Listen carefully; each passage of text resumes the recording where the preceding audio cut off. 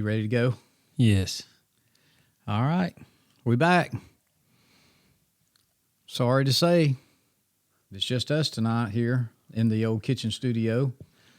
No special guest tonight. No special guests. We've had so many good ones. It's going to be hard to top what we've had, so we're just going to let everybody listen to us jibber-jabber around a little bit tonight about turkey season and what we've been doing, what we're going to do, and what we plan to do. So, anyway, I look at the little bit of drizzly rain out here. I'd rather it be now in the middle of the week than Saturday. Looks like once again, though, we get to deal with some high winds this weekend. Oh, yeah. Yay. Yeah. Nothing like it.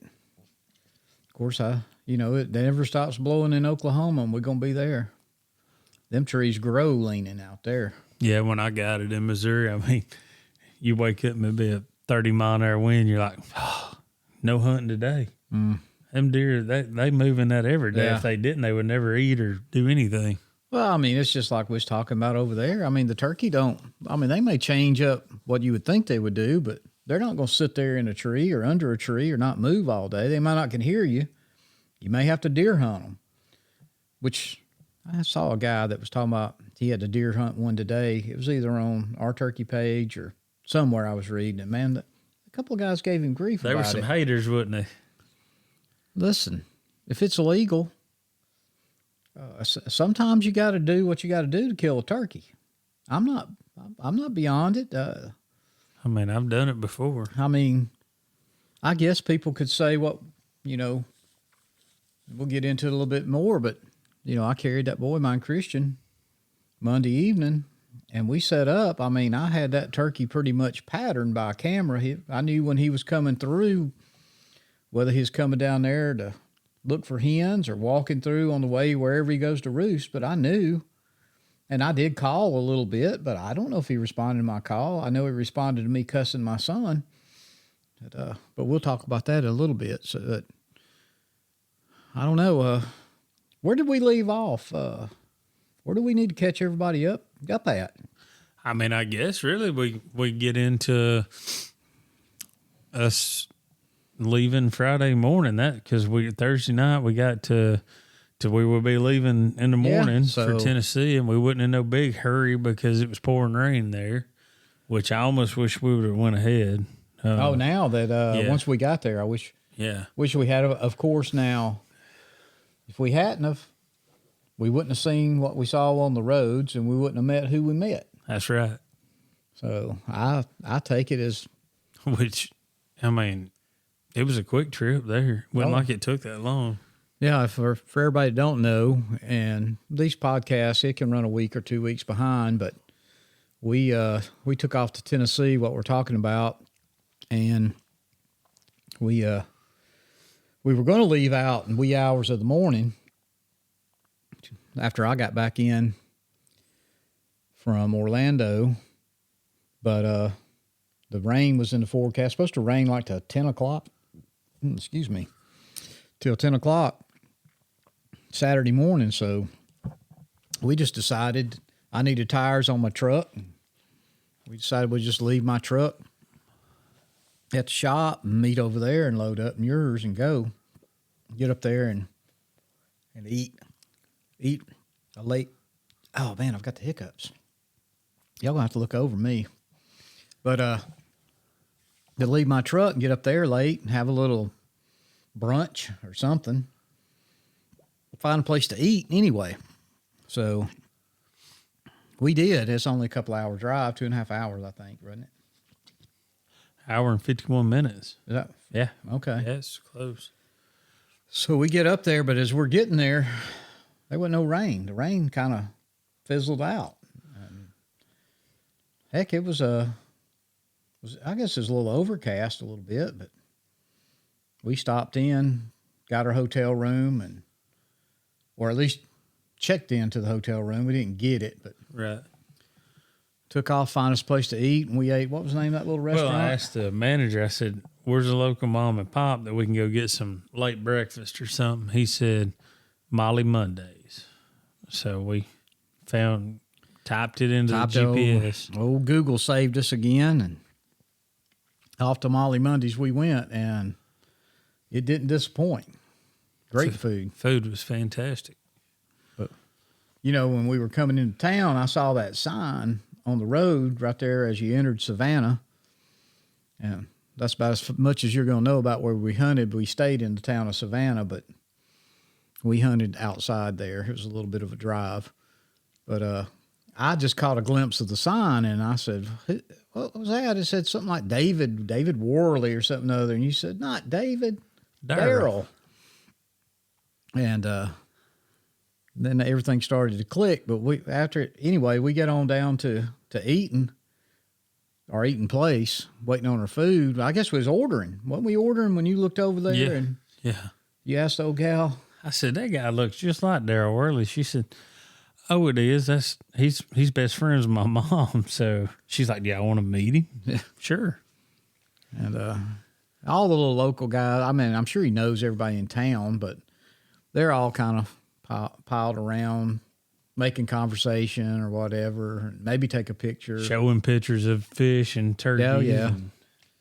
But he did make his way over to us. And a super nice guy. Asked us what we were doing. I think you mentioned we did a podcast and what we're doing in town. And we told him we was trying to kill a turkey, get our Tennessee turkeys. And man, he was all about that. Yeah. I didn't realize, I should have realized if he owned a place to live there that he was a hunter, big outdoorsman, really. And dang it, I didn't think man, if he hadn't been building that barn or whatever it was they were working on, I believe we would have hunted his farm. Yeah, man, he jumped right in there. Man, it was like, man, I can get you 2 turkeys. We could probably get them today. I got turkeys all over my place over here.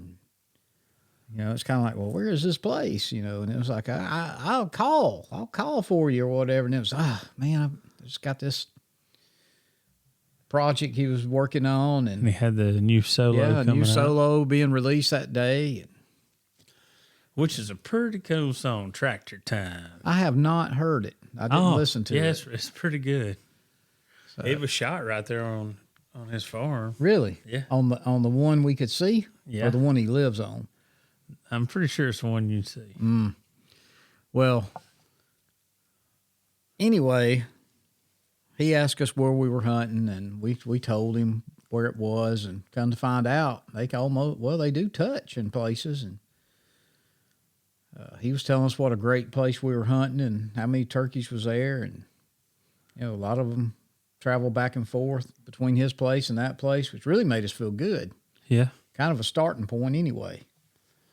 And had her picture made with him. Matter of fact, I couldn't believe the man would just give out his cell phone number, but he gave it to us. Said call him. He was like, might do a podcast with us. So that may be something coming up. Well, another thing he did, he said, if y'all don't kill, let me know when you're coming back up, and if there's any way I can, we'll get together and and I'll get y'all on a turkey. Well, it just so happens. Matter of fact, at the recording of this podcast, we do have plans to be going back to Tennessee this weekend. But I actually feel pretty good about going back to where we've been now that we kind of know the lay of the land a little better. Got some more ideas on where to go. I mean, we found a lot more sun, and I mean, what I saw when we went up there that day just to do the little 2, 3, 4 hour scout, I was not impressed. But it was a crappy day. It was rainy, windy, cold, and we did see tracks. But man, when we opened that gate and got back in the truck to go out into the property, hell, there was turkeys everywhere. Yeah. I mean, we saw at least 3 or 4 before we even got to where we was going to go in and look at the map. Yeah, I know we've seen that many. Yeah. Well, let's see. We had that one right there coming down the road, and then there was two and run up the road. Then there was one or two in that other field that ran. Yeah. Mm-hmm. Oh, it was I was fired up. It was pretty neat. And then, of course, we we traipse off over that direction, over toward where them two pieces of property kind of go together. That's the first place we went. Yeah. Piddled around there for a little while, found some strut marks, tracks. Just didn't have no luck. Of course, we didn't really spend no time. We got set up and called a little bit and stayed over there for, an hour. And then we got up and made a big loop. Yeah, we made that loop after we'd sat down for a little bit in your most comfortable tree you'd ever sat against. Yeah. And not to have a chair. You don't know, we took chairs if we can, but we were trying to be mobile since we didn't know the land, didn't know how much walking we'd do.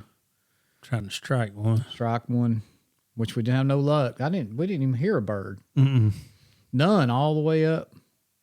Well, we stayed in there all day. And we left there and went over to another spot. We shouldn't even set up down in there. We just wasted a little time.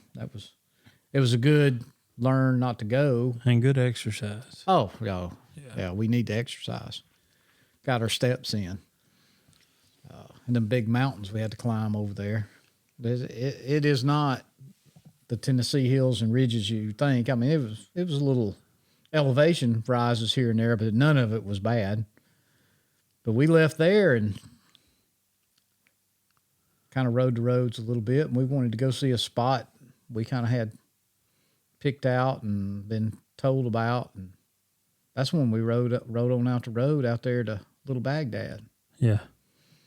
And I can't really go into much more detail, but it was a strange little place. I'm going to try to take some pictures of it this week. Oh, absolutely.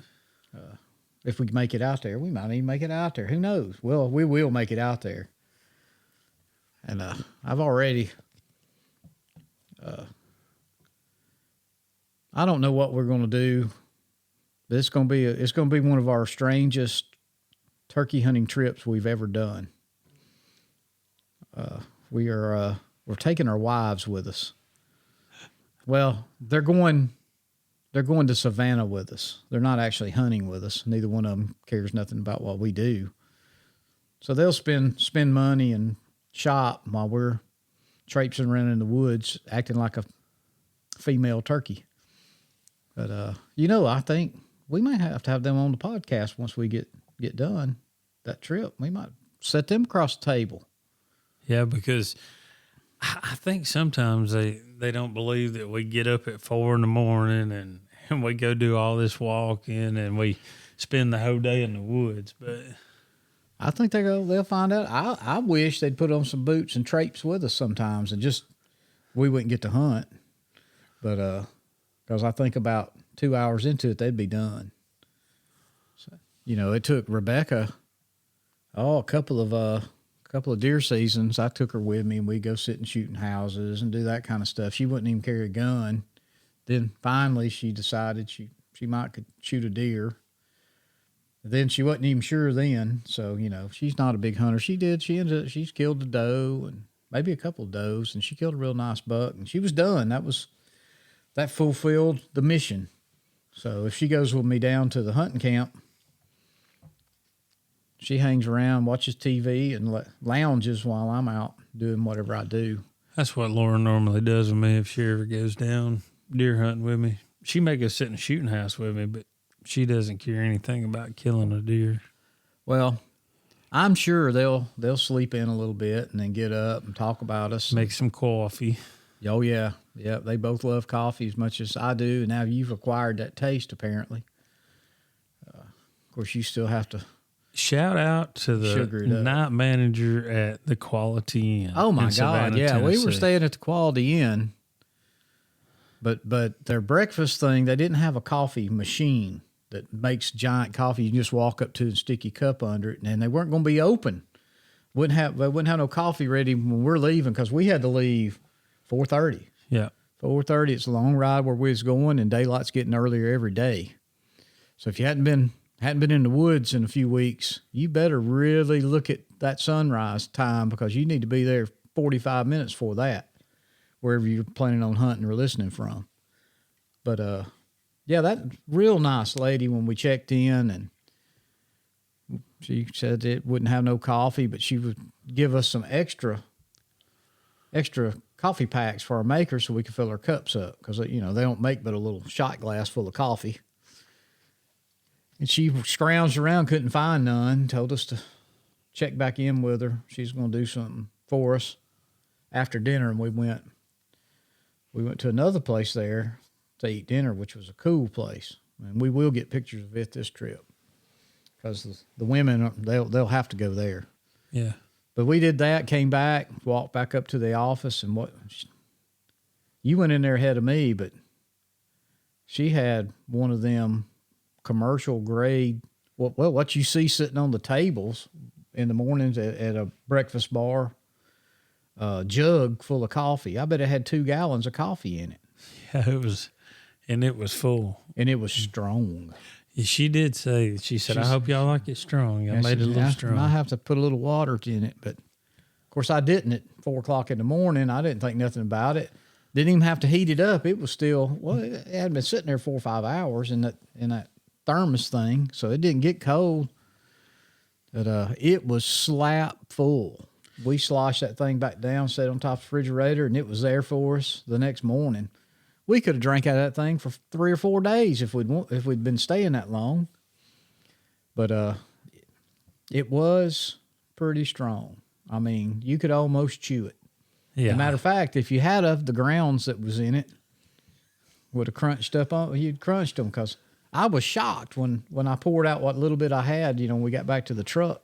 That whole bottom of that cup was coffee grounds. Probably still is. It's still out there in the truck. I ain't even got it out to wash it out. I got to get that all done tonight because I won't have time tomorrow. I got to get packed up. At least get everything ready. We're going to take her vehicle. You're going to take your little Toyota. Yeah.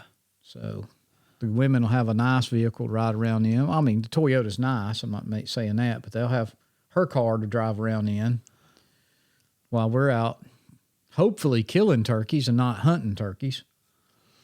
But anyway, let's get back to that Saturday. We still didn't know the property really well. And we rode out to this little place called Little Baghdad. That's what Friday we called evening. it. Friday evening. Was that Friday evening? Yeah. That's the first day we was there. Oh, that's right. I'm thinking Saturday. But that's right. And we go out there and pull up on this compound-looking place. And, when we're done, we'll tell you all about it because I don't think we're going to get to go back no more. It's a private place. But we was walking around, and there was all kinds of fresh hen tracks. And for some reason, walking down a muddy ditch instead of the road, and then there was a set of gobbler tracks. And we kind of eased around. There's a big old green field from a couple 100 yards from us. And we were standing there looking at it, jibber jabbering like we always do. If you can't tell, we do like to talk. And I told you to get that.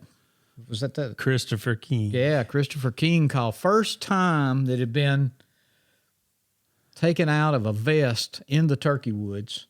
Yeah. And you hit that thing 2 or 3 times. And what happened? Gobble. He fired off. Fired up. I mean, both of us kind of like, what?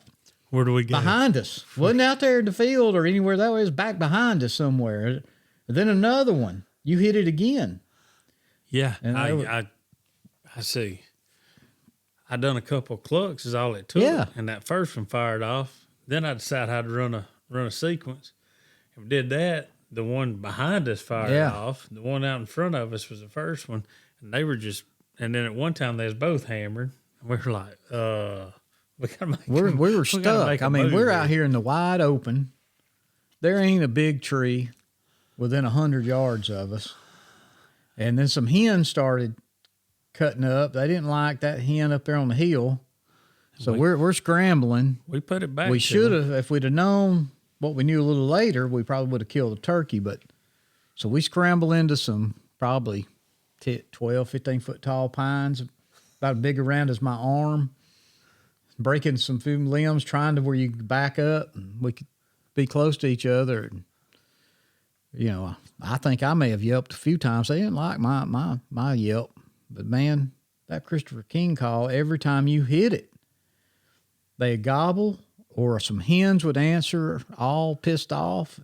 here they come. We thought they was going to come the road the little bush hog trail we could see. We didn't really know. Just over that was another road, really, where they probably drove to the fields anyway. Yeah. And he actually got out there in front of us, probably wasn't 30 yards away, but you couldn't see him, 30, 40 yards at the most. And the hens carried on, and he gobbled. And the other one, I don't know if he gobbled any more back over there or not, but he got quieter. And then it got all quiet after a little while. And the next time he gobbled, he's back over there to our right. We were kind of facing the middle of we weren't facing the big field. We found out there's another little green field on the back side over there, and that's where they was, because we slipped into these shipping containers of all things. They had windows cut in them and that kind of thing. And we eased in there. I was worried about snakes and wasps, but it was really too cool for the wasp. Never too cool for a snake. But anyway, we eased up in there and found a little window we could look through, and there they was, probably 150 yards away. Old gobbler, he was in the back of the field, and there's five hens? 5 hens. 5 hens out there. He had him a little harem. And his little harem wasn't going to let him come to that other hen. I mean, they took him. They came. He might have been coming, and they came with him. I don't know, but they took him right back to that field. And we tried to mess with him, but they were already made up their mind. They was headed. It's still a couple hours of roosting time, but they were headed back into the woods, and they drifted off on us. And man, I was fired up. I mean, that was the first gobble we'd even heard on the property. Much in a day of scouting and pretty much 3/4 of a day of hunting.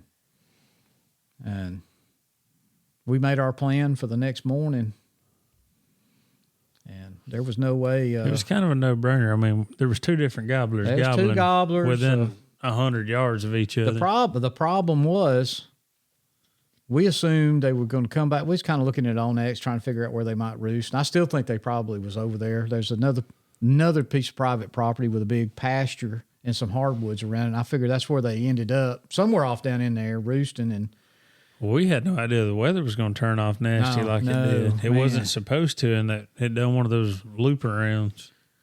Yeah, because we got up the next morning. We done decided we was going to take our little deception blinds in there and set them up, because I'm telling you, them turkeys just don't pay no attention to them. Which is great. I know some of you purists, you got to be against a tree, but when there ain't no tree to get in, and there was no trees near anywhere to get in, even around that field, it was briary and brambly all the way around it, great turkey habitat, but there was nowhere to get. So we got in there early, and the wind was howling. It was blowing, because one time I think it lifted. Pouring rain. Yeah, it started raining on us. Another reason I enjoyed that blind a little bit too, once we got in there. I wasn't too worried about the rain, but it thundered and lightning and no gobbles, no nothing. Didn't hear anything on the limb. Didn't think we would with that weather. But I don't know, 7-ish, the first hen showed up. Yeah, she come to check Sally out. Yeah, she come check out that Christopher King yipping. And, man, she fooled around there. I'm going to tell you what. I don't know what that greenfield's planted in, but I need some of that, because that turkey, she circled that field 3 or 4 times, and she never quit pecking. And it wasn't like pecking into the grass. She was picking things off the top, some of the little flowery things or whatever. She was just I know there was some like young clover in there. Yeah. I seen it. But her crawl had to be packed. I mean, one time she walked so close to us, I thought she was going to stick her head in the hole of in the opening of your blind. Why did you? I thought she had went off last time I seen her. I was like, I could see her legs up on top of the hill, and I thought, oh, she's finally fed off. And I looked down to do something, and when I looked back up, she was right in the window of my blind. I know, because I could see through it over there to her. What do you think she was? I could have hit her with a yardstick. Oh, ain't most no doubt. Definitely, yeah. Oh, easy. could have done that. But she fed by us another few times. Yeah. And then another hen come in the field. Of course, we had what'd you call her? Sally. Sally. Sally. Slutty Sally. That's old hen decoy out there. And of course, they fed right around. I mean, I think that's why she hung around so much. She hung around that decoy. But the second hen come in, and she didn't stay long. She just kind of fed across the field and went right on out back behind you, or behind us, but on your side. And it wasn't long. One come down from the other direction, but it wasn't the same one because it was a much smaller hen. Flew in. Yeah, she landed up there. I don't know what possessed that turkey to fly. She almost knocked the decoy over and landed, though. Yeah, I thought maybe, maybe coyote or something had come out on her and made her pitch. I think she would have kept running, though. I don't think she'd have just stayed in that field, unless that decoy and that other hen calmed her down. But she fed around a while, too, and then she didn't stay long. But the other hen was still there, the original number one. Not a one of those three hens drug a gobbler with them. I figured he was off. They probably wasn't even three of the ones of those five we saw the day before. But that third hen that came in, she's the only one that made any noise. Yeah. Yep. And I mean, she was just purring and like clucking, Now, was there a fourth one, or that third one's the one that come out, fed around, went right back in? I felt like she was going back to her nest. I feel like she is set. I believe that was a fourth one. Okay, so that was four. Just made the horseshoe around the field. Yeah, she just came out, fed up around the decoy by the other hen, made a loop right back down to where she come in the field at and went right back in the woods. And I really feel like she had a nest she was tending, because they're not going to leave them. If they're setting, they're not going to leave them long at all. They're just going to run out and get them a bite to eat and get back on that nest. One of the biggest problems with that was the original hen. She stayed so long. We were wanting to kind of get out of there and move. We'd already talked about it. We hadn't seen nothing or heard nothing. 8 o'clock? Yeah, we was going to be gone. But we couldn't. I mean, it was already, 11 o'clock? Yeah, she was in there for like 2 hours. And then another one, and then another one. So we finally got out of there. We run back over to Molly Mundy's, I think, and had some lunch. No Daryl Worley that trip, but still a great lunch. Salad bar was the salad bar was killer. And anyway, interesting waiter we had. But anyway, we headed back, and we decided to split up. You was going to go back to that field just because they were in there that evening before, and we knew there was a gobbler there. And then I headed back down to the original place we went to. The homestead. Yeah. It was really, this place, I think that was the original old farm on the place. I mean, it was, the oak trees were all planted in rows, big, giant white oaks and red oaks, and beautiful. It was just beautiful and sparse, and the vegetation was down. And, of course, they had bush hogged through there and planted. I mean, there were so many roads and trails and green fields and ponds. And anyway, I did a lot of leg work that day. I walked. I did bump a hen, jumped her up, walking in right after you let me out. You hadn't been gone long. I was walking down the road. And then lunch attacked me, and I had to make a pit stop, and apparently found some chiggers. But I went on up the hill after I flagged my... Hey, the wind was blowing, man. The wind was blowing. I'm going to tell you right now, listen, you've all been there.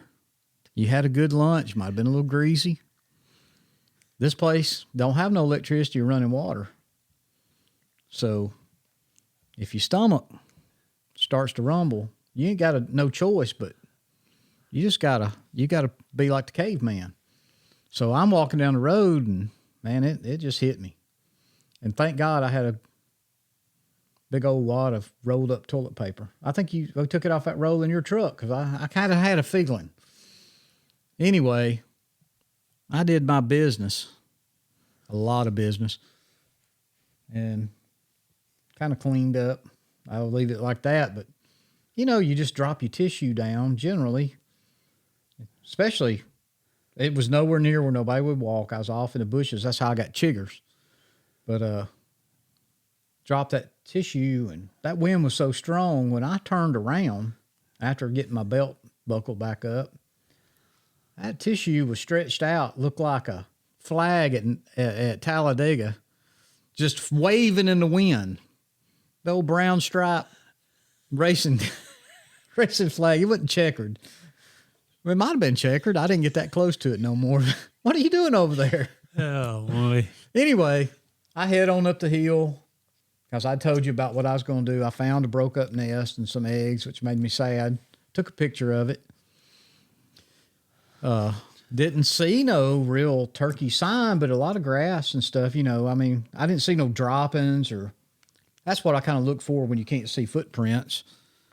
And I made that big loop all the way around top of the hill, kind of where we come back through. We'll get to that later. And I made a loop all the way around to this big green field that I thought, well, they might be up in there. I thought the day before they might have been up in there, but man, you would have had to be set up right by them. I mean, this thing was, I don't know how big. I mean, how many acres you think that field was? I know it was 300 yards from one end to the other, but it had to be a couple of 100 yards wide. Yeah, I mean, there's several acres. I mean, there. it was huge, beautiful, lush, green. I mean, if you was a deer hunter, you would thought you died and went to heaven if you was sitting there in that shooting house. But I saw right then that there was no need for me to set up there and do any calling, because if they came out anywhere on that field except right there beside me and they had to walk up, that's the only way I'd have got any opportunity, because I'd left Henrietta, my decoy. I'd forgot her. Which I was toting enough stuff anyway. And I went around and back down to where we had set up the day before. And I said, well, I'm going to walk back down that road.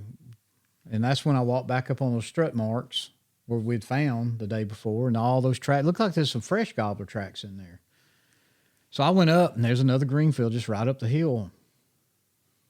Set up there for about an hour, and I said, you know, I'm going to ease in these woods, a scope of woods between down at the bottom where we was and up there. And I walked in those woods, and it looked like, honest to God, somebody had took a yard rake, and that whole hillside was just scratched up, fresh scratchings. I mean, they had to have been in there that morning. I mean, still wet. Hadn't even started getting a little crusty dry to any of the dirt. And I said, well, I'll just sit here. And that's where I was sitting at when you finally got a hold of me, because phone service is terrible. I'd have a signal. I'd be SOS or SOL, whichever way you want to look at it. Then I'd have a signal. Because, I mean, we text. I told you I saw an eagle, and, you know. I knew you was having issues because I would get double text from you. So I wasn't sending them twice, though. No, it was trying to send it as an iMessage. Then it would send it as a text. Oh, okay. Then they'd both come through. Yeah. Well, anyway, I was sitting there. I didn't know when you was coming out. If turkeys was in the field, you could have been there till dark, you know. So I done made up my mind. I was just going to sit there. It was done 6 o'clock, I guess, close to it. And, you know, I'd quit calling by then. I mean, I might do a little light yelp or something, scratch around the leaves. But you called me, and you was down there at the end of the road. I said, just come on down and get me. And that was our first full day there. Yeah, I had no gobbles, windy. I mean, my God, you had to hold your blind down that morning. Yeah, it tried to take off. I had seen 2 hens in that field, but once again, no gobbler. Well, at least you saw a turkey. Well, I flushed a turkey. I shouldn't say that. It was a hen. I knew it was a hen, so I wasn't too disappointed. But the next day, of course, we know when it was getting daylight, but we ran late. I don't know why we ran late. We was up. We did all of our stuff. We had to pack. We had to load the truck, and I think that run us a little late. And we got over there, and I was going to go back to that spot. I don't know if you'd planned to go there or not, but we was running out of light. So anyway, we stayed together.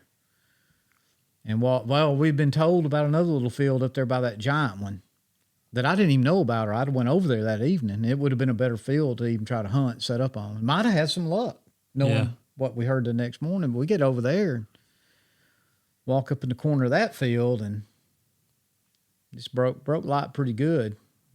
And one fired off, the other fired off. I think there was like 3 of them back in there, and then maybe one back behind us or back over, somewhere back over there where we kind of come from.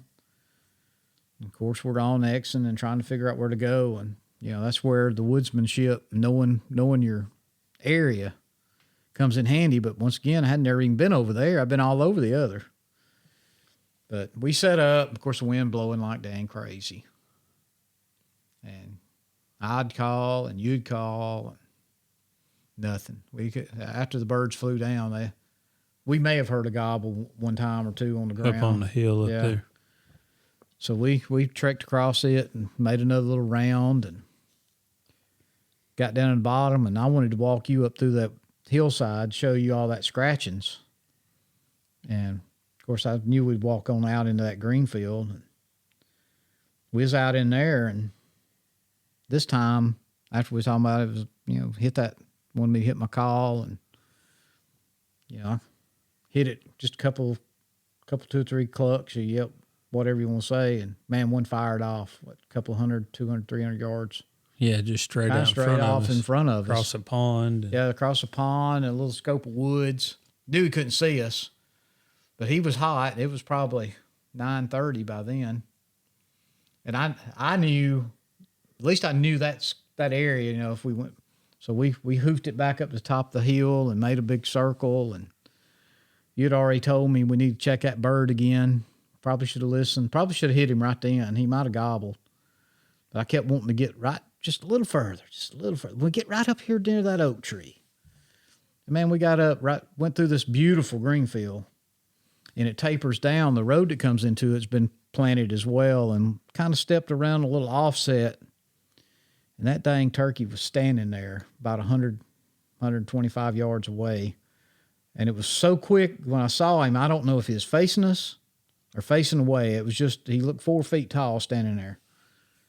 And we fell back, went, 20 yards further back onto a tree over there, got set up. Around that little offset to make him come around it. And called, and no gobbles. Called, no gobbles. I don't know what, 30, 40 minutes go by, something like that. And I told you I was going to belly crawl out there and take a look.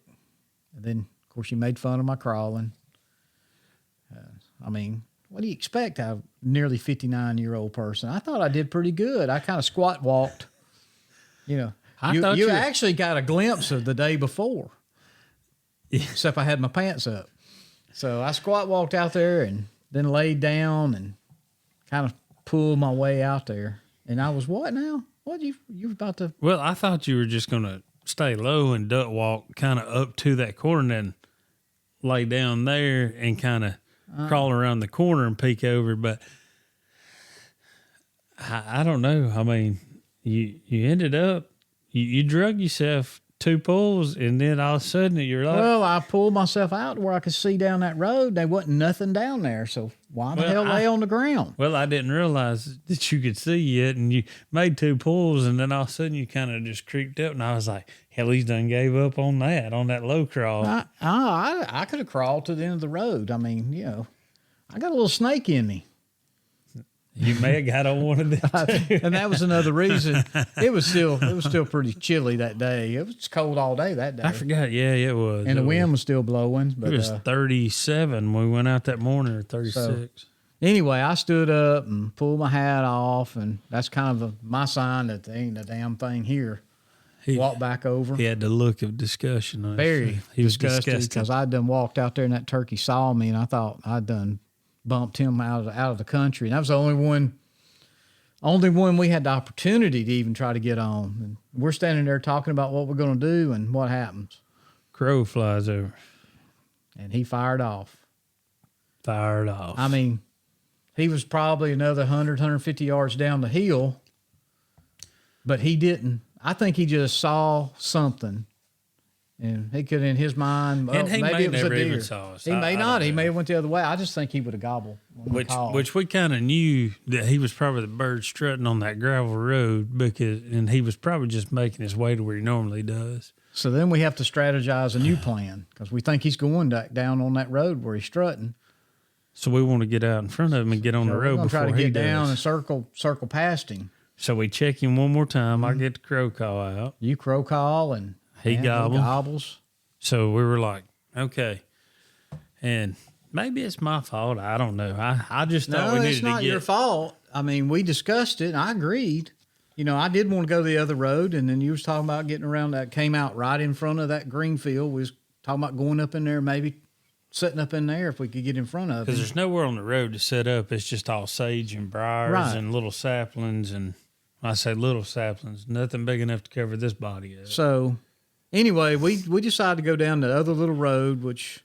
probably wasn't 100 yards now that we know across the woods from it. And that's pretty open across there because we're walking down through there going, man. Yeah, I said, hey, you kind of see the green on the other side. And you could. If he would have been standing there, he could have seen us easy. Yeah, he'd have busted us but for sure. He wasn't standing there, was he? We kept easing down the road. We went down that little swag and we come back up that little swag. And we was about to check him again on top of that swag. I done pulled my crow call back up. And as we crested another little dip. We crested that little top. That drainage ditch come from where we just come from, ran across there. And what was there? Him. That damn thing was down in there. He was sitting there listening to us. I guarantee you he was squatted down there just hiding, hoping nothing would see him. But we stepped up there just far enough he could see us, and that was my gun on my shoulder. Same. You know, chair on the other one. But I don't know. You look like the damn rifleman. I mean, that's I know. Birds up. You can see that big red head. I mean, he took off a little bit of a run. But you done had the gun up, but he was airborne. I just wasn't going to take the chance because they're used to seeing, like we said, deer hunters and, you know. Well, last we saw him, he was going on off that hill. And he sailed a half a mile probably. He definitely never made any noise. He didn't call no more or gobble anymore. And that kind of wore the rest of that morning out. They let the wind out of the sails a little. I was disgusted. Yeah. I was mad at myself, number one, for walking up on him the first time. I wasn't mad about what we did. We had to plan. I mean, we had no clue that turkey had crossed. I think he might have been coming back to us. I don't know. I think when we had our little discussion session, I think it was something that maybe a new learning curve. I don't know if that's ever happened to me in the woods. I tried to think about that late, on this week, but sorry, I had to get a little sippy sip. I believe that he heard us walking and thought we was hens. And he may have coming back up the hill. He sounded further away than where we jumped him when he gobbled when we were standing up there in that green field. Yeah, and that drainage actually cuts back the opposite way. Yeah, he come against the grain, if you will. So, I still think he thought we were hens walking in those leaves because we like old Redbeard. Did you read some of his stuff he posted today? I mean, I enjoy reading his posts. They're hard to read. He uses words and phrases that it ain't even country. I don't know. It's like old world English or something or another, but I twist here and twirl that and whistle, and I don't know. But anyway, I've got unfinished business with that turkey. He had some unfinished business with one he called Woo or something. And Woo, yeah. So anyway, my plan, it might be our plan, I don't know, but I'm going to be back in there because I know he's over there. Now, that is if we can get back over there. I mean, there is other people that can hunt this property, so, it's not a guarantee, but we were the only ones that hell by the time we come out at lunch. They wasn't a soul on the property. Matter of fact, the guy leaving didn't even hunt because he forgot his slate call and asked us if we'd lock the gate. He'd just leave the gate unlocked because he knew we weren't far behind him. Well, if it wouldn't have been as windy as it was, we'd have stayed. We would have stayed for the evening hunt. I mean, I don't know if we'd have done any good or not, but any time in the woods is a good time. But once again, we needed to recharge our batteries and eat. Oh yeah, I was getting hungry. I was hungry.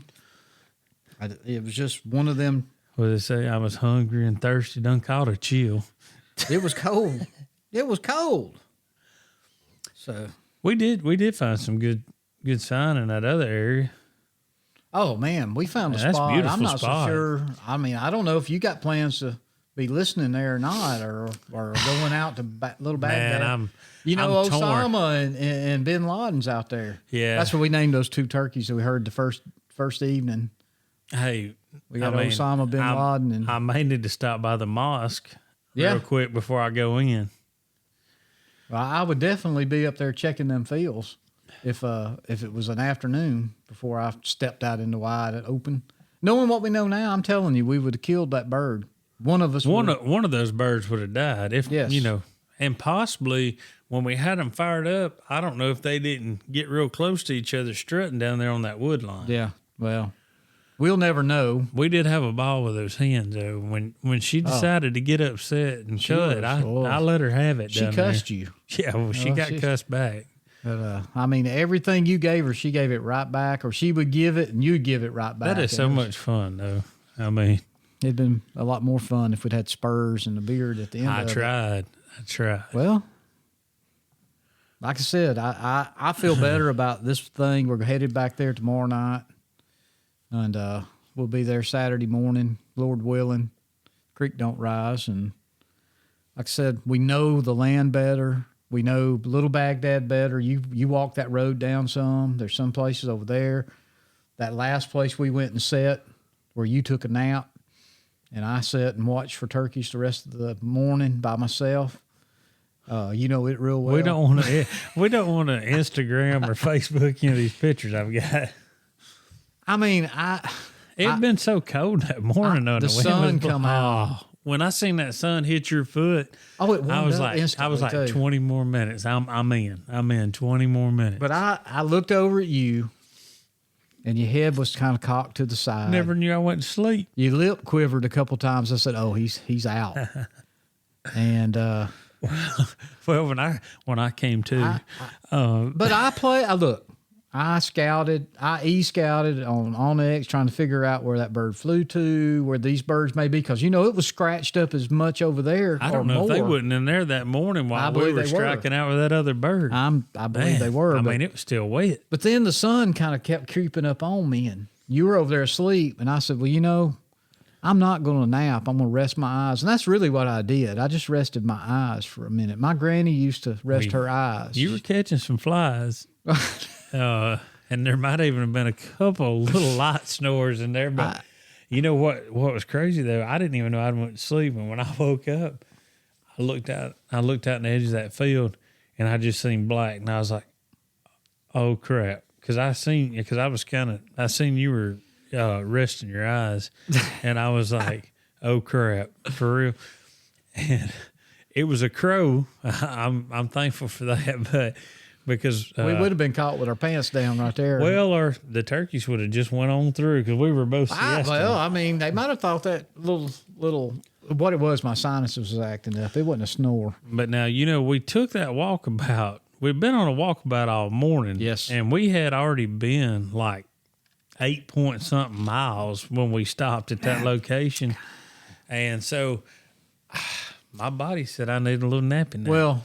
It's hard for me to go to sleep anyway. So yes, but between the two of us, and I think you got the most out of. I don't know how. You said you woke up, and I was still over the rest of my eyes for another 20, 30 minutes. But there was a good hour went by that I probably neither one of us saw anything go by or walk out in the field. But we could have heard them. Could have. If one had gobbled, I know I would have. Well, I've came to attention. Gun was ready. I mean, well, maybe it wasn't ready, but it was close. I'm gonna tell you we both have these old Tom chairs. We were in our vest. Oh, that's right. We wouldn't even. I can't even say that. We were all. That's right, because we were going to run and gun if we had to. All day Sunday, that was the deal. But those trees were big. Wide, and they just wrapped around you like a lounger. Oh, when you clean them leaves out, it was so soft in there. So no real bugs because of the wind and being chilly. But once that sun come out, I mean, I am not against taking a little nap in the woods. I mean, Yeah, that reinvigorates you, gets you ready. I have woke up to a hen making a little noise and and there be her and her guy be with her and me in his life. I mean, it can happen that quick. It can happen. And so we'd already done a big walk before we sat down there because you took us on that trek off down to no man's land to the swamp of nothing. We went to the very bottom. Oh my God, and it was so thick. And snaky. Oh my God, wet, snaky. We walked down bush hog trails that circled us right back up on the road we was on. We ended up, we found a green field that didn't know existed. I thought, surely to God, there's something down here. We're a 2-mile walk in there. You know what sucked to see? We seen that gobbler track going that way. Yeah, that's what sucked to see. That was a gobbler track right there in the road, fresh. Even he wasn't as stupid as we were. We don't know where he cut off. I guarantee he didn't go down there.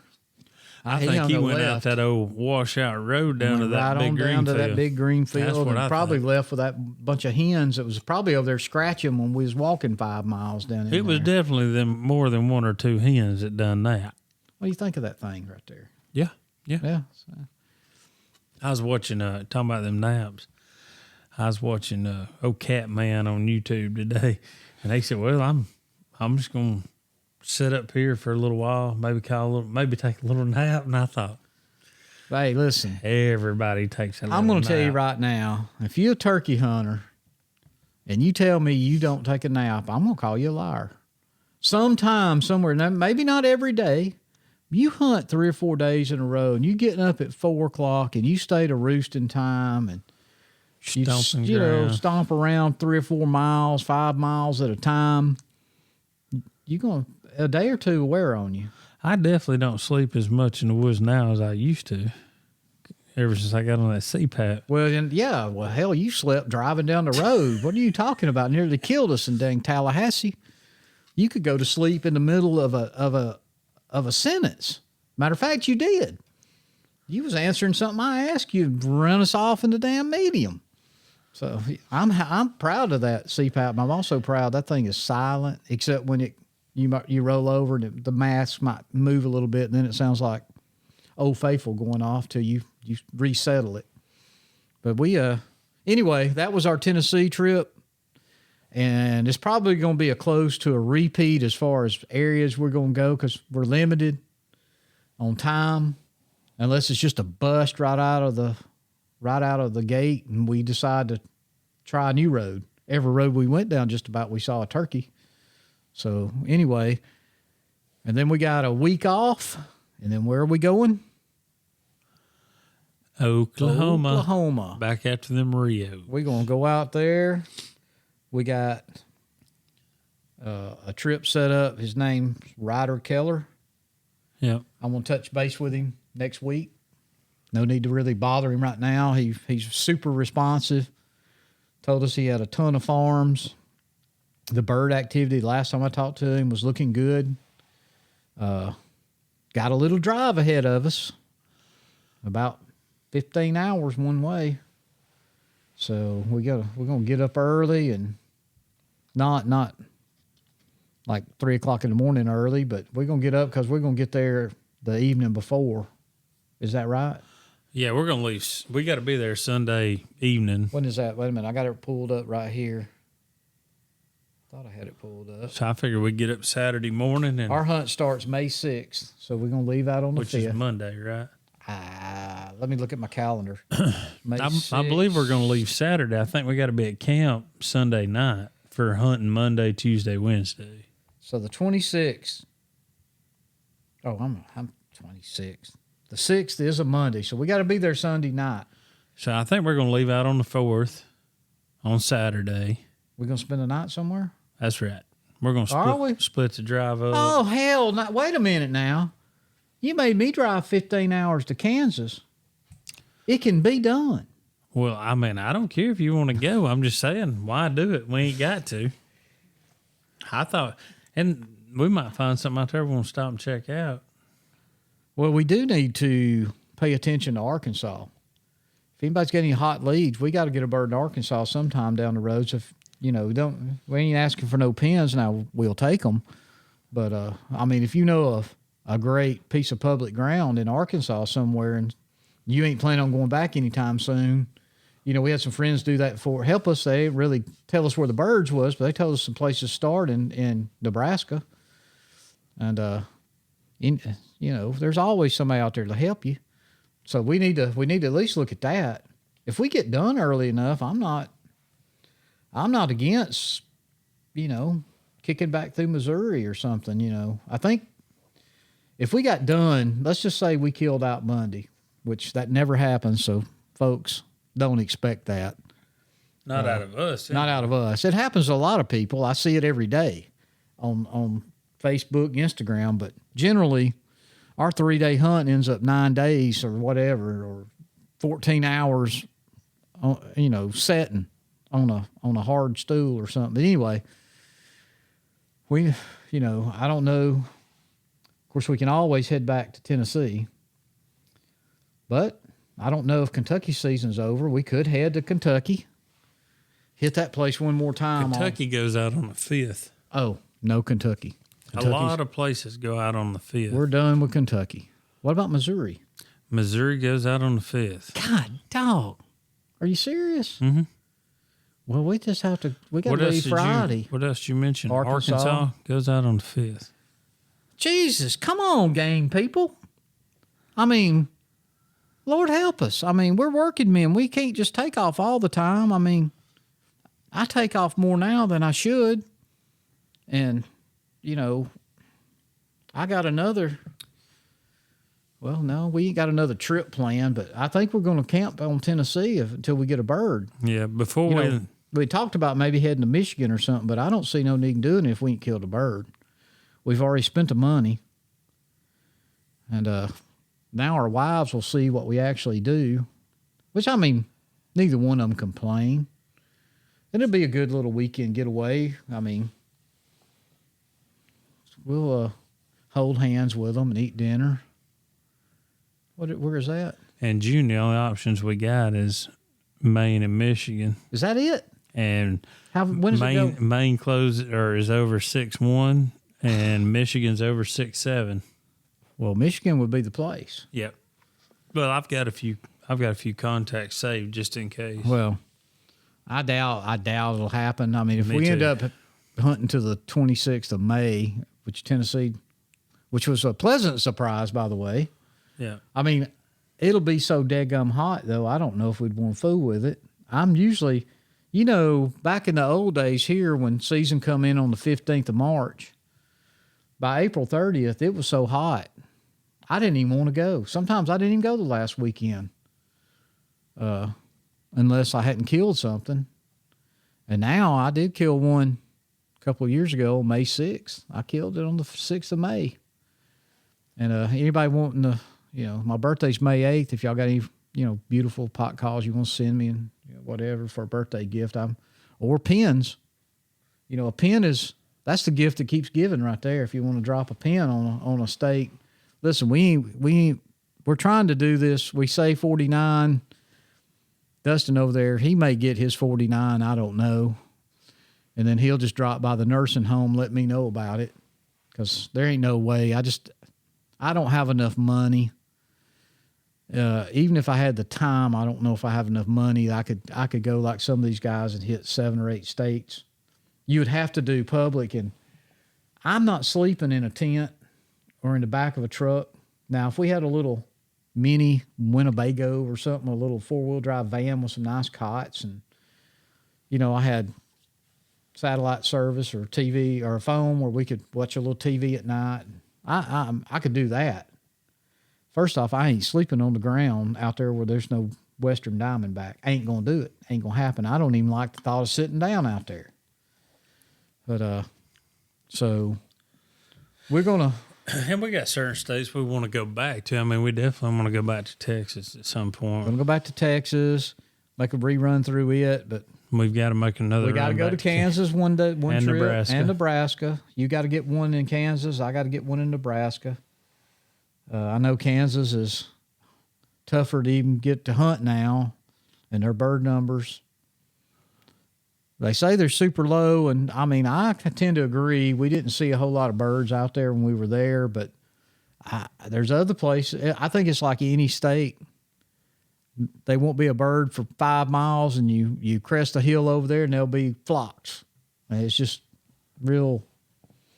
I don't know. They're just dispersed out, and because the numbers are lower. They're not. They're not where they used to be in a lot of places, but they're still fine. I mean, listen, up there in Tennessee, where we're at, they said the bird numbers were lower than they have been, but we saw lots of birds. Well, I told you I was in Giles County, Tennessee, Yes. looking at some power lines, and I hunted there from like 98 to 05, somewhere right in there, and there was tons of birds there. I mean, tons of birds, and I knew numbers were supposed to be down that area, but when I went up and looked at these power lines, that was earlier last week. I seen, a good amount of birds considering. I mean, it wasn't like it used to be, but I Still saw lots of birds. A lot of birds. More than. And scattered out through the whole county because I was all over the county looking at power lines. Well, I just hope we have some luck in Tennessee and get that monkey off her back. I mean, not to say I wouldn't go back and hunt it somewhere else in Tennessee, but I'd hunt this place if they'd let us. But like you said earlier, when we was just chit-chatting, it probably won't get to go back there. That was kind of a fluke thing this year. But I also kind of feel like maybe it was meant to be so we can get a bird. You know, I always try to look at that. My glass is always half full. And with what we was talking about, that or may half empty. Right now it's half empty in Tennessee. That may not even be a problem for next year. But I mean, we may get the call and go, "Hey, man, y'all were so good and this and that, and yeah, do it again if you want to, but maybe not." Right. And I might do it, but I would definitely. But we got a lot of states to hit. Yep. I mean, we got an opportunity possibly in Colorado next year. We can go to Ontario if we want to. Indiana. I mean, I was kind of thinking, we really need to do the Colorado thing before something happens. But if we did an Indiana, Michigan, Ontario run, or an Ontario, Michigan, Indiana run, work it one way or the other, probably have to, depending on, Indiana's just coming in this weekend. It was youth weekend last weekend because, this was supposed to be your love fest. I was, Still going to be. Well, just keep it down. We're going to have rooms, I don't know who's going to get the Lucy and Ricky bed, but if you don't know, we've rented Airbnb for a while now. We sleep in just a little single room motel when we're off doing our thing, but we're going to spend a little bit more money and take care of the women. Because remember, happy wife, happy life. So I don't know. We'll start looking at dates as soon as this season's over with, start planning. We know we got to apply for Iowa. I keep wanting to say Idaho, but it's Iowa. Where's Nick? Nick is going back to Idaho, right? He's going to Iowa. Iowa. Because he wouldn't even invite us knowing we couldn't go with him because we couldn't get a tag. That's neither here nor there. But even though, and Nick, buddy, I'm devastated. I've lost a real call pouch, not made by grandma, not a slave labor made call pouch, but it had 2 of your ghost cuts in it. I mean, I kept 2 in case something happened to one. And 6 other calls. Have no clue what I did with it. I still don't know. I don't remember pulling it off. I don't remember anything. But it's gone. And I've lost 2 of these excellent Wilson ghost cuts that I love. And I think they sound pretty good. I mean, I like them and maybe he thinks they're tighter than they are, but to me they're a little bit loose. And boy, you can make a high pitch or low or raspy. I just love it. But so now I found one more. Thank God. I've got one more. Can't lose it this weekend. I'm not carrying no call pouch. I'm going to put them in my vest. You know, whether I tow the chair, I'll take my seat off my vest. The vest is going with me no matter where I go. But see, I could take that call pouch and just my seat. I could slide out like over at my uncle's or whatever. I didn't need nothing else. Didn't have to tow the vest. But anyway, we have rambled on. But we wanted to update everybody where we were and what we were doing. Oh, we didn't talk about Christian's kill. No. We carried him. We'll do that real quick. I'll do it as fast as I can, and y'all know how I don't get into details on nothing. But Monday, being him, I'd been planning over here at my uncle's farm where I've already killed a couple of turkeys. I knew there was one more. Well, there's more than one over there. I may end up there again. I just don't know next week. But anyway, I had him scheduled. He works with me or for me, and I had him schedule him where he'd be off by 12 because these birds been moving from this camera every day or best about every day between 2 and 6 o'clock. I don't know what they're doing. They come down through there and they'll scratch around and the hens, I think they're looking for hens, and there's this one bird he's been traveling with a couple of jakes. And I don't quite understand that, but he was. Every day he was with 2 jakes. And they, anyway, he calls me. I was off Monday, and I'd run to town to get some Prometheum, so I'd run out. And anyway, I get back. I'm rushing to get back. I need to pick up some lumber, and he calls me. He said, "Hey, I'm going to be late. I got on this call and this unit, and it's giving me trouble." Anyway, he worked through it, and he got over here about, I don't know, nearly 1, around 1-ish. And it's a 40-minute ride over my uncle's place. That's a hard run, getting there in 40 minutes, but I thought we'd be all right. And we get over there, and my uncle rides around on that side-by-side of his all the time. And I got a ground blind set up over there, so that one-man deception blind, but I got an extra. And I was going to carry it out there and set it up beside him.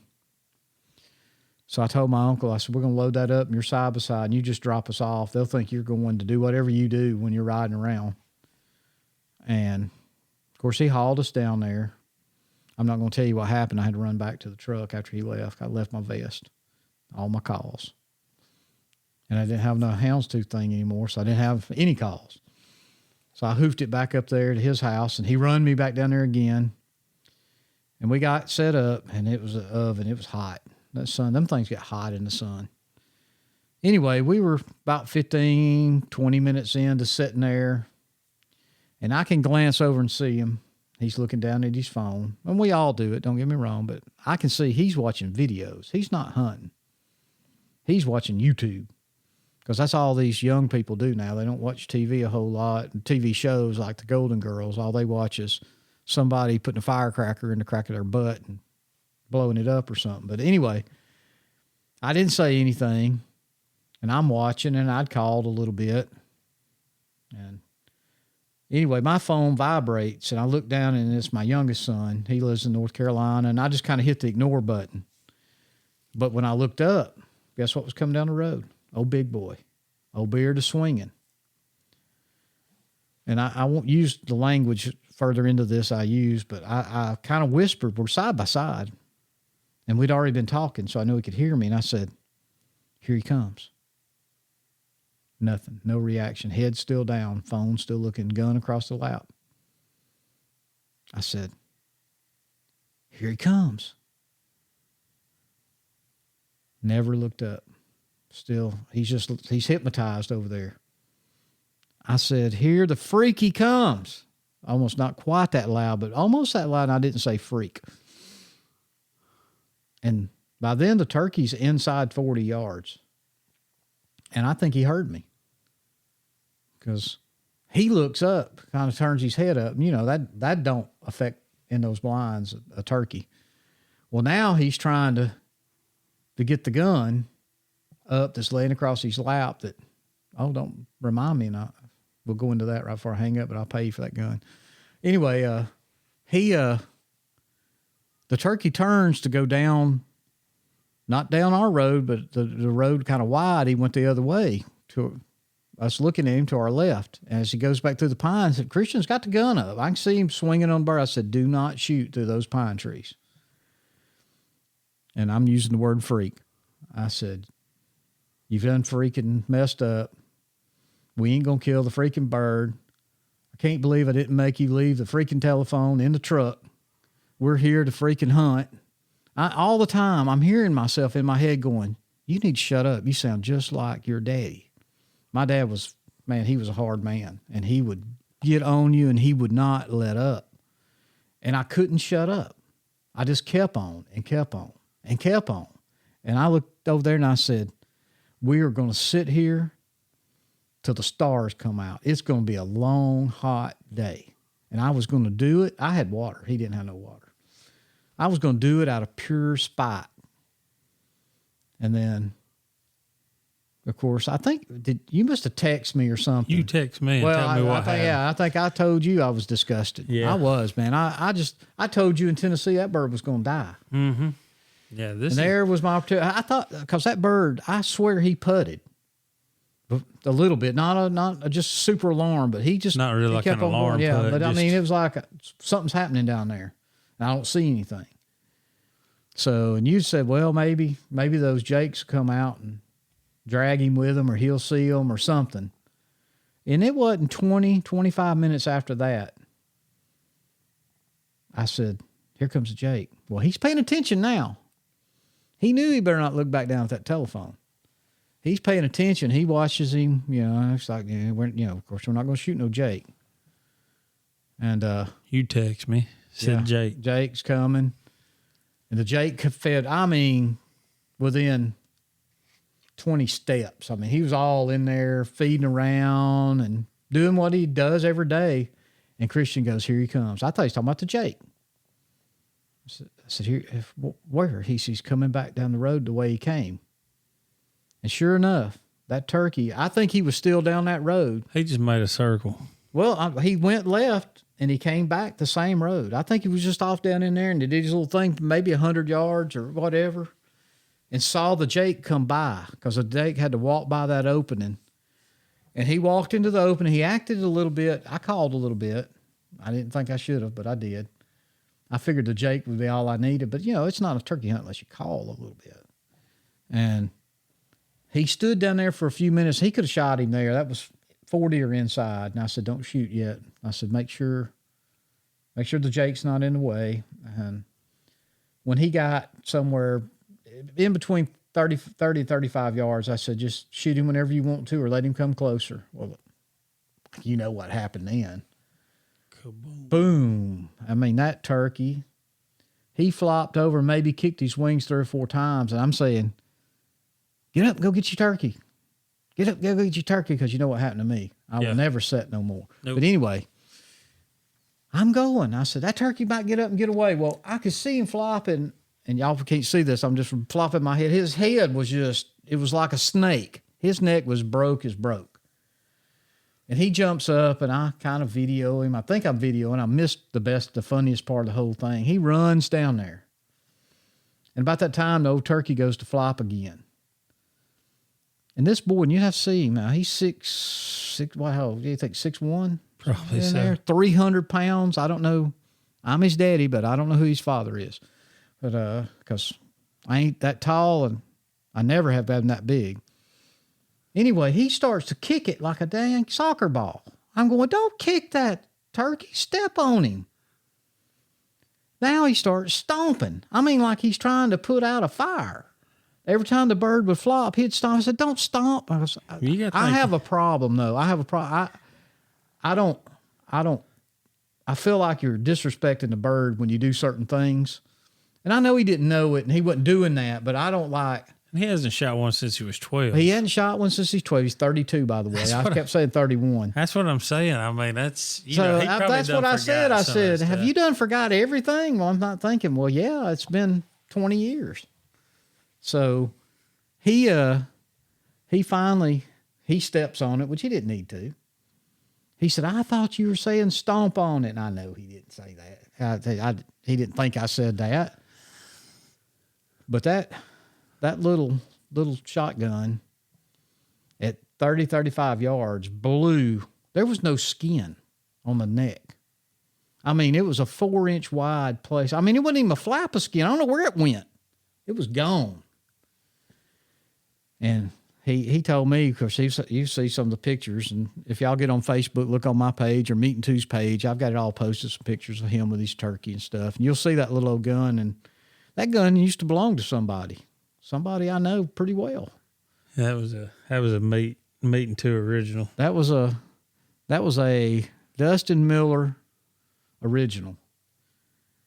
And I don't know how much I can say about it. I won't say a whole lot about it because I don't know whose wives Christian didn't have. Christian don't have a gun. He had an 012 gauge that had no choke in it, and his back's been hurting, and he's So hell, at 300 pounds, your back's going to hurt just to set up. Well, I told you, I said, hey, just take my over and under. And you were like, I ain't taking that thing. I said, just take it. I mean, I'm offering it, take it. I said, we'll go over it and whatever. I said, it's super easy. It's a lot easier than we kind of made it out to be to start with. So when we got back Sunday, I put it in a case and sent it with you. And I'm just glad he was successful with it. Oh, my God. Let me tell you, though, when I pulled that gun out, when he was here before we left, I was showing him, how you break it open, just make sure he knew how to do that. But I'll just flip the switch from upper to lower barrel and all that, or up, what is it called? Make sure it's on over. Yeah, make sure it's on over. Yeah. But anyway, and it was, of course, I explained to him, like you had told me, as soon as you pull the trigger, it automatically switches to the lower barrel. You can pull it again almost like an automatic.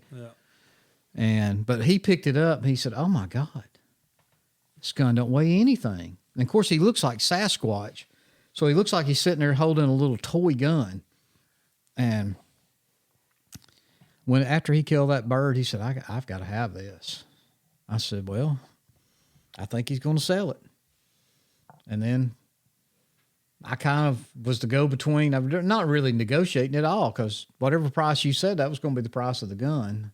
Now, he did pull 2 shells out of you, so he got $20 out of you. And he killed one bird. That's $30. And he killed a bird. That's $30. That's right. I was going to let him shoot my other ones. You said shoot yours. Well, because it was sighted in for those. But dang, it's a little Apex. It's just got 7s and 9s and not. I just felt better. Yeah, we didn't want the board to, mess like I do. And it was a very good bird. My uncle's analog scales had it at just over 22 pounds. But I got it here on my scales. And my scales I know is pretty good because I weigh my luggage with it, and it was right at 21 pounds. Nice. So 1-inch spurs, a 10-inch beard. I mean, it was almost a twin of that last one I killed. Yeah. And my uncle's looking at it and he goes, well, that ain't the big one either. That's what I thought. That's kind of what I thought. I think that bird that I'm calling the evil bird, I believe that bird's going to have a 12 to 13-inch beard on him. Well, Uncle Fred says, and I'm having to go off what an 84-year-old man's telling me, but he's there every day. He knows his bird. He said he comes out here to the graveyard. They got a family grave plots right in their backyard. He said he's out there with these hens, but when he spreads his fan, he's missing feathers. I mean, that's pretty distinctive. You don't he's make like that Josie up. Wells. Well, yeah. Because when we spread it, he hadn't seen him when we put him on that big log and spread him out. He goes, that ain't the big bird. I didn't think it was either when you sent me the picture. I mean, it was a great bird, but not the evil bird, not the devil bird.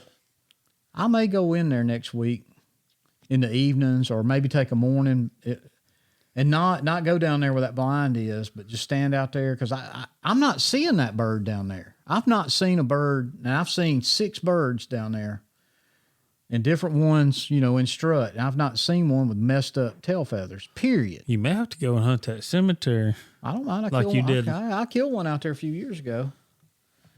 I killed him at 4:30, 5 o'clock one day. But sitting right there they had rocks back then for headstones, but they put up little wooden crosses. And I didn't even have my ghost blind in. I just had some hedge bushes cut.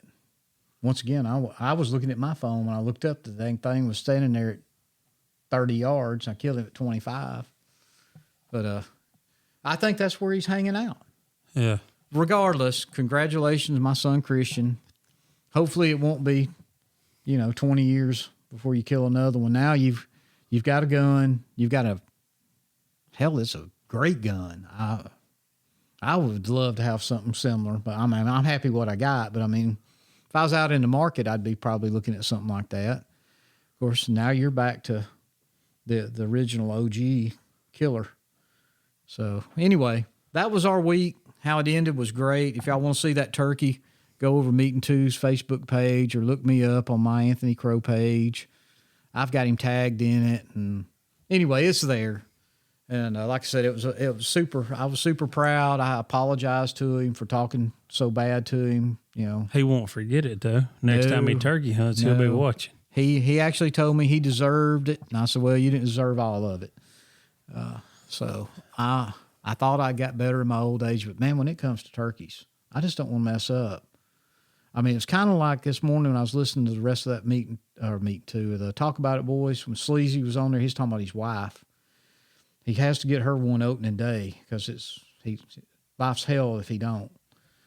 And he had one. He said, I wasn't going to tell her nothing, and the bird kept coming. And he said, if you're going to shoot this bird, you better shoot it. And it come inside 30. You better shoot. And it kept walking. Got down to 20. He killed this bird. But you know how he talked. Anyway, the bird turns to leave, and she shot and she boogered it up is what she did. They got the bird, long story short, but he had to chase it off a bluff and run off some coyotes that already ate half the breast by the time he found it, one side of the breast. But she got her bird. And he challenged anybody that thinks they could hunt with her, come on over there and take her.